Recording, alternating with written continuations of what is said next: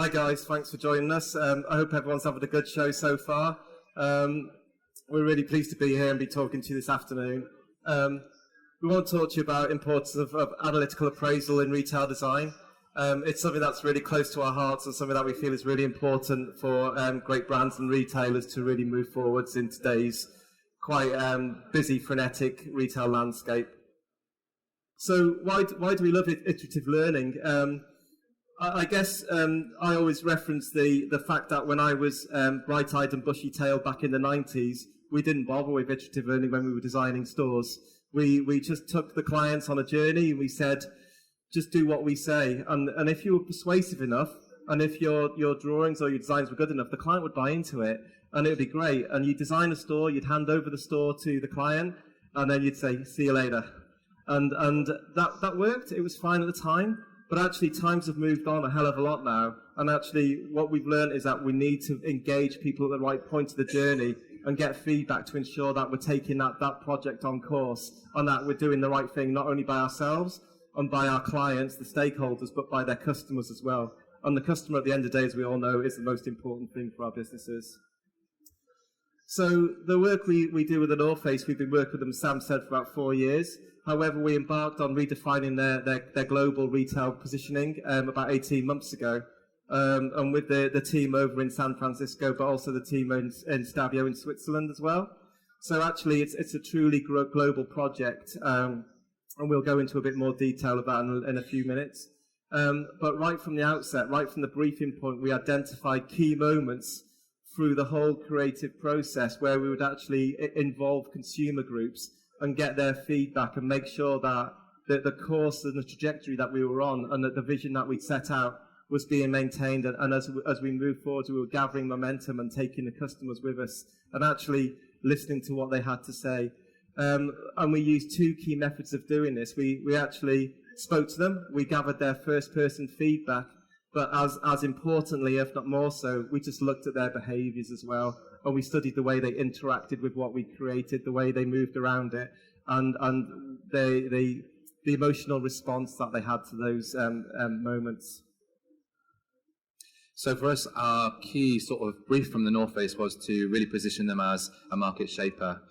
We all know that the outdoor category has really transformed in recent years, and it's really been led by consumers. So we've seen a change across sectors, really, where brands are wanting to become part of their consumer relationship rather than being like the analogy of parents circling their kids at a prom, like never being part of the cool conversations. So we wanted to be part of that journey and move the brand positioning within the retail experience. So you can see on the top left-hand side some key changes for us to help the brand express at all touch points, really. So they wanted to move from slow to fast. They wanted to change preconceptions of solitary activity to those that were much more social and interactive. And they wanted to move from stale to fresh. And as a brand, they were already doing this in the types of imagery they're using in store. And also these changes were influenced in their product design. But they actually defined a new core consumer, which we absorbed all of that insight into what this means for that consumer in exploration. And you can see very briefly on the bottom left, as Mike's so glamorously displaying, that there is a very varied, it's quite hard to see from the images, but a very varied, multifaceted experience for that consumer in exploration. It's not just about fitness and adrenaline and having the journey up the mountain. It's about well-being, it's about health, it's about family time, it's about spirituality, it's about creativity, and all of those different facets were something that we could help enrich the experience for this consumer within retail. And we did this through the concept we created with the client, which was called the Progressive Playground. And this gave us centrally a vision and an anchor to work around at all stages of the project. So these 5 strands are what makes up the Progressive Playground concept. We have nature, discovery, tactility, emotion, and interaction. Now, these were informed by some consumer insights. So we absorbed this information and worked with the brand to define what these lenses to the strategy would be. But alongside the whole activity of consumer testing, we didn't really steer away from this vision. And that was really important, that we understood that our vision would be concrete and wouldn't falter, but we would learn from what consumers were saying and doing along the way. Nature was really important as an outdoor brand. The consumer perception for the North Face was always linked to outdoors. So this is where they had authority to play. And as soon as we removed any cues from nature and the outdoors, we really lost authenticity and we disengaged our consumers.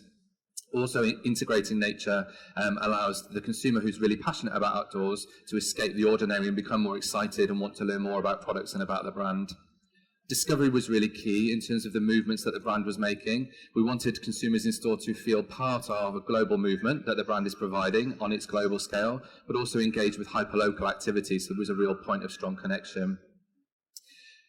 Moving hand in hand with nature is tactility. So this covers everything from material selection through to the way that technology is implemented in the store.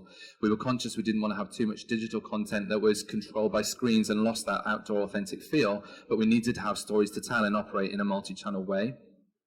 Interaction was a really key strand in bringing those new trends in the sector to life, so a fast, fresh and social version of outdoor. So for example, what does the North Face mean to somebody who does CrossFit in Chicago versus somebody that hikes canyons in California?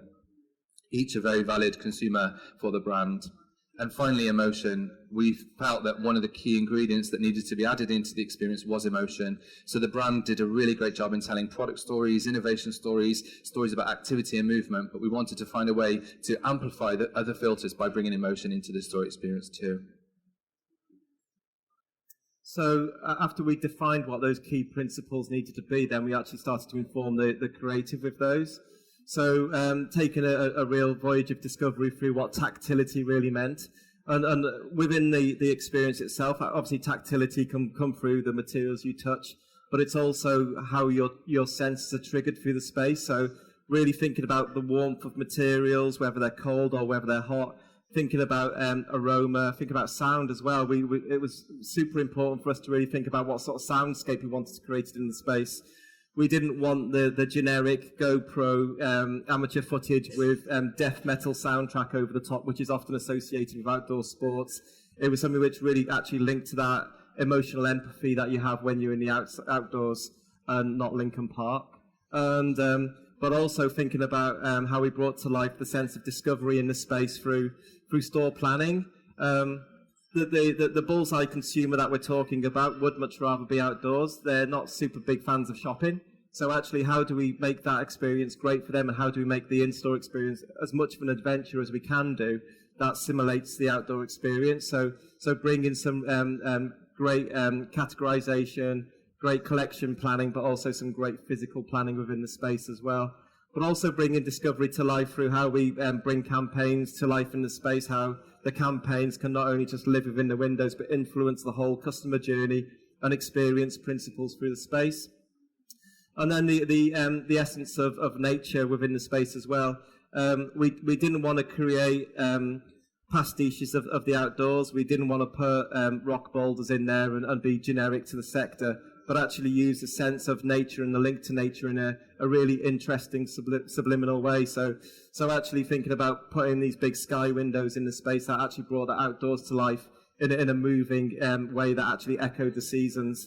And then super importantly, and something which is quite hard to grasp from just creating something on a page, is that link with emotion as well. So actually, how could you give a customer an immersive experience that provokes that smile in the mind moment, which is really, really important for creating brand affinity and brand loyalty too. So I guess it's really for us to ask, why do you use Testadata? You clearly know that we're advocates of it, but you might need some convincing. So we're just going to go into a little bit of an explanation for that. Thanks. Firstly, I think it's really important to realise that we're in an environment where retail is always changing, and consumers are really receptive to the fact that retail is more temporary.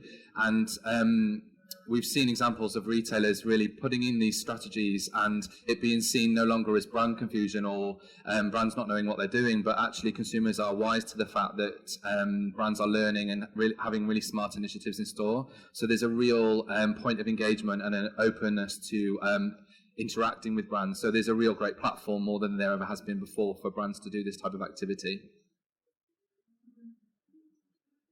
On the flip side, as well as consumers being open, we understand that there's a huge pressure on retail that's being driven from digital retailing. So the digital platforms are at the moment able to provide real-time information, a host of analytics, something that's available really fast, A/B testing, and those types of methods are pushing bricks and mortar to work even harder than they do now. So we are working as a design practice in trying to find ways of making retail more responsive in terms of its reporting to help provide insight in conjunction with the digital channels.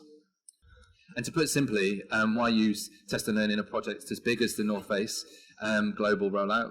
We wanted to ensure that we would maximize the customer experience, so we wanted to listen to them along the way, but also minimize any capital expenditure. So rather than work all the way through to a pilot store and then execute some of this type of activity and then have to pay for the changes, we've actually tried to mitigate any financial risk by learning along the way and spending a little before we go through to a really expensive stage in the process. And to talk to you a little bit about how we went about the process, you can see here there are a lot of different phases that went through before we launched our pilot store in April. In terms of the type of research, at this conceptual stage, it was really important to have a deep dive into qualitative research.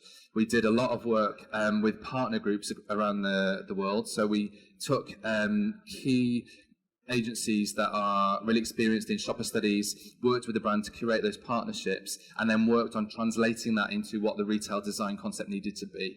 So in the first stage, you can see on the far left, we worked with agencies like the Halverson Group in absorbing their consumer profiling information, looking at their shopper studies and retail reviews. So we learned about how consumers currently viewed the existing core store concept and if there were any challenges or any pain points or areas of opportunity. We then worked in detail on bringing our progressive playground concept to life, and we worked with consumers on both sides of the Atlantic in one-on-one sessions in how they perceived and accepted that concept from an ideological point of view. We then worked on shopographies or following shoppers around the store spaces to say, well, how do you think this concept could come to life? How do you see it translating from the current store concept we have today? We then utilised that insight to further refine our concept and worked with the client to getting it to a final resolved stage. We worked with partners like Saatchi and Saatchi to actually do a live prototype mock-up store in a warehouse, which we created the Progressive Playground store in a warehouse environment in San Francisco and accompanied it with a digital fly-through. So consumers now were able to see the concept in the most resolved state. As Mike alluded to earlier, we understood that there needed to be a difference, or sometimes there was a real contrast between what consumers say and what they do. So we used the digital fly-through to get their anecdotal feedback and understand their perceptions, and then we looked in detail at how they moved through the store space, the mock-up shop, how they interacted with certain elements to understand the correlations between their behaviours and their attitudes. We then worked with companies like Firefish in the UK, about around the Regent Street store, which we'll talk about, which is our pilot store, using focus groups, interviews and store surveys to get a little bit more quantitative information and understand how consumers interacted with the first physical store that was live in the retail environment. Interestingly, there were a huge breadth of findings, and I could talk the whole presentation about what those findings were, but I won't in the interest of time. To summarise, we found that there were a mixed bag of findings that dealt with how consumers perceived brand imagery all the way through to how they shopped the space, how they navigated a product. One of the key things that arose was that consumers had a real disconnect to the athlete-tested message, which is one of the most powerful stories the brand has, using their sponsored athletes to test their products in the most challenging terrains across the world. And in some instances, consumers actually thought that these were just stock photography or models, and it was really important for us to leverage that and understand what we would need to change in terms of getting consumers to understand that message. So as you can see here, we did a lot of messaging, imagery and storytelling tests in what consumers responded to, and we identified a real sweet spot in an image where a consumer could understand what the person was doing, where they were, who they were, and why they were doing it. So there was a real need for emotional and contextual storytelling within the imagery. In addition to that, consumers wanted to see context within the store environment as well, not just imagery. So in terms of our hero displays and our visual merchandising, consumers wanted to have environmental context. They wanted to see where it was suitable or what type of activity this product was used for. They want to understand the emotional context. So they want to understand the emotional benefits or the lifestyle benefits of wearing that product, what it means to become part of the community, and then also editorial context. So what trends have influenced the design of this product, what does it look great with, who else has worn it, what trends does it follow. And it was really interesting to also learn that no matter how good that storytelling was, touch and feel was really key to seal that purchase. So this is actually how we started to apply the learnings back to our creative, and thinking about all the things that Sam's just talked through about the disconnect of athlete stories, athlete messaging, expedition proven. We started to also think about the use of imagery, and sometimes you could get a super graphic of a guy climbing an ice wall in some superheroic pose, but with summer gear underneath it. So there wasn't only a disconnect with the customer's appreciation of the brand, but there was actually a direct disconnect with the products as well. So bringing those things together, making sure that we actually picked up on the athletes, bringing them closer to the products, and actually starting to contextualize the visual stories as well. So giving the consumers a real sense of where that product should be used. The North Face product range is complicated. There's lots of specific niche products that they have and different price points. So actually adding some value of context really starts the customers to decode the purpose of the product, so that it gives them a clearer path to making a decision to purchase. This was a really interesting example of when we set up the focus groups, we actually created some mock-ups of communications by hand, and the customers fed back that they really liked the hand-drawn style, and it wasn't our intent to sell them the hand-drawn style, it was a communication, but the feedback was it made the North Face feel like they had more of a local resonance, and they cared more for the local community and weren't just perceived as a global powerhouse. So actually, something that we didn't intend to set out to gather feedback on, we fed back into our learnings as well and took that forwards. And the materiality as well. We set out with what we believe was a tactile material board and sensory strategy. However, the customers wanted more of it. And when you take a deeper dive into the rationale, that when you're in a retail space, it's all about touching and feeling and evoking the senses in different ways. So we took that on board and we ramped that side of things up as well. And as well as thinking about the North Face has got a great heritage. It's always been involved with mountaineering and outdoor pursuits, and its active involvement has actually informed its product range and product development. So thinking about ways of telling those stories in a way that make them relevant and not just a glass cabinet with a jacket in the corner that somebody wore 40 years ago that nobody really cares about anymore. It's actually making it relevant and making it help to aid that path to purchase as well, and that brand resonance. So how did we start to learn how to apply that to the customer experience? We opened the Regent Street store in October, so if you guys have a chance, go down and have a look at it. But all of the key touch points like discovery and tactility were brought to life through the way we started to plan the store space out, the moments within it, the categorization of product, the communications were super important. We're actually bringing those moments of tactility and storytelling into the space, so we started to decode the product and make it easier for people to make those purchase decisions. But also, beyond the physical, thinking about how we could bring activation to life within the space and beyond. So starting to think of creating community hubs, community activities, and using the space as part of that connected journey, giving customers the chance to share through social networking, through hashtag channels, their experiences, and creating a broader sense of community around the space as well.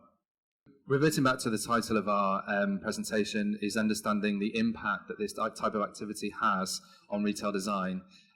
It's really easy to see the benefits of quantitative research when you have a store, when you look at heat mapping, when you look at basket dynamics, when you look at footfall, but we wanted to add in an extra layer of learning before we implemented our first prototype store in April. So when we look at the impact that this type of activity could have, it's really important to understand what the challenges are of a project of this scale, particularly in the conceptual phase. So obviously we know there's a big financial spend, and with it comes risk of financial rollout.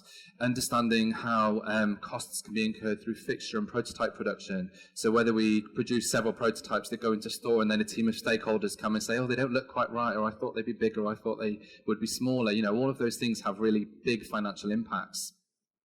We see brands investing in design and seeing how consumers respond to it at rollout level, so at a pilot store, whereas in this case, we've added in learning iterations previous to this to minimize the spend on that store and really draw in as many learnings as possible. And also subjectivity. In any brand that works on a huge global level, we see influential stakeholders, that their subjectivity can vastly impact financial outcomes, and it's really important for us to try and leverage this as well. So how does the solution help to alleviate those challenges? We do minimize risk by testing the suitability and the rigor of our concept. So as we said, it was really important to listen to consumers, yet never diverting from our core vision. But we understood changes that we would need to make at the right level to incorporate that feedback. And this all takes place before production begins.